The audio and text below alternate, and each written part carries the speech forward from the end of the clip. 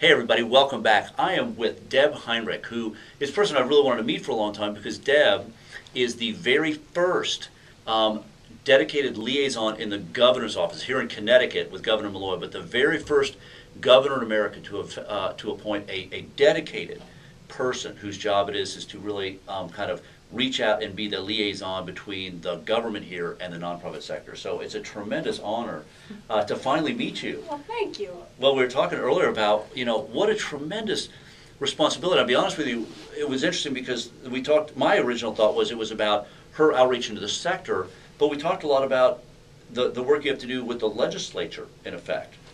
Indeed, indeed. So, as you mentioned, part of my work is to communicate with the nonprofits, help them become a sustainable community, but also I need to bring the message to the lawmakers Right. so that they know what's going on in the nonprofit community so that they can make good policy. But also, I get to work with the state departments that contract with the nonprofit community, and how can we better create a relationship where we're full partners in taking dollars into action.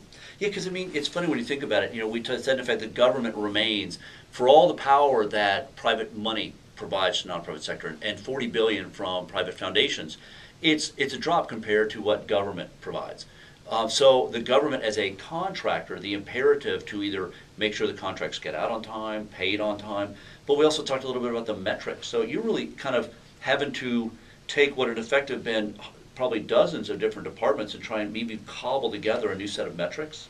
We're working with results-based accountability, which is a kind of way of measuring not just what you do and how much you do, but who's better off. Mm-hmm. So when we have our limited resources, we can look very carefully at the programs that show the best return on investment. Whose programs show us results that have clients with better outcomes. Right. It's so funny because I'm here to speak tomorrow at Beyond Business as Usual gathering that's really going to, I think, further promote the idea of social enterprise, a movement that's already taken firm root here in Connecticut, where, for example, Newman's Own, one of the very first and I think widely recognized social enterprises in America. There's a great evolution, and we've talked a lot about the amazing role you play to help kind of guide, if you will, a little bit. It's funny because some people are a little bit nervous about what they may see as the czar, the person who will tell you what to do.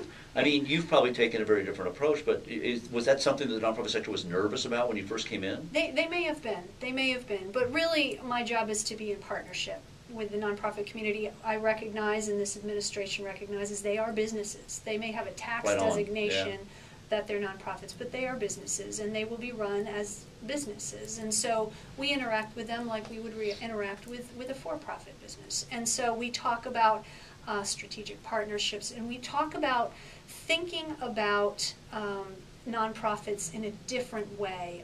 How do we become more sustainable? How can we create a society of nonprofits that's more sustainable? Social enterprise business being one of the many ways that we can tap into some resources that we might not have had access to in the past. Well, it's funny because we were talking also about one of the great unknowns is the amount of money that nonprofits bring in from outside the state into the state. And again, a dedicated person could potentially multiply that effect by really facilitating partnerships. And I know you had an example of that recently with the hurricane. Yes, Hurricane Irene, and there were some snowstorms this winter that really did quite a bit of damage around the state. And of course the state was able to apply to FEMA for assistance. Mm-hmm.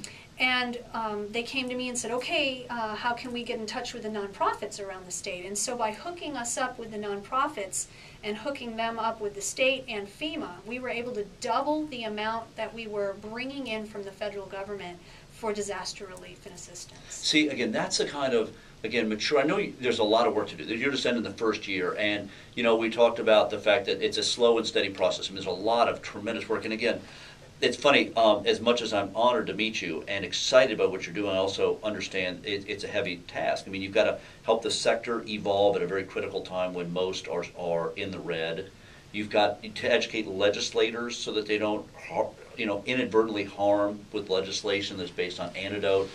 There's so many things, metrics. There's so many things you're juggling, but still, that in and of itself, the notion that because of Deb's office here, this plush, luxurious office, teeming with staff behind her helping you do this, but the fact that you were able to double the amount of money that came in the state, that again helped the state rebuild, heal, keep the nonprofits going.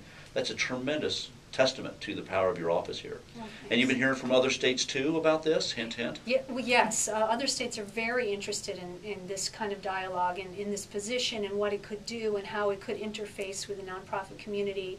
And of course we're all interested in jobs right now, right. And in Connecticut, depending on the year, our workforce could be 10% or more in the nonprofit community. Right. So nonprofits are job creators, I love you so their much. Yeah. and their employees are taxpayers, Right. and so it's really, it all comes together. It's not just a separate thing, these nonprofits. It really is an integral part of our economy. And everything we can do to strengthen the nonprofit community just strengthens the economy, strengthens the state. Well, again, amazing. Thank you very much for your time. And again, an amazing example of, the future. Here's a state that has, the vision to say, in effect, let's appoint somebody to make sure we're doing good work together.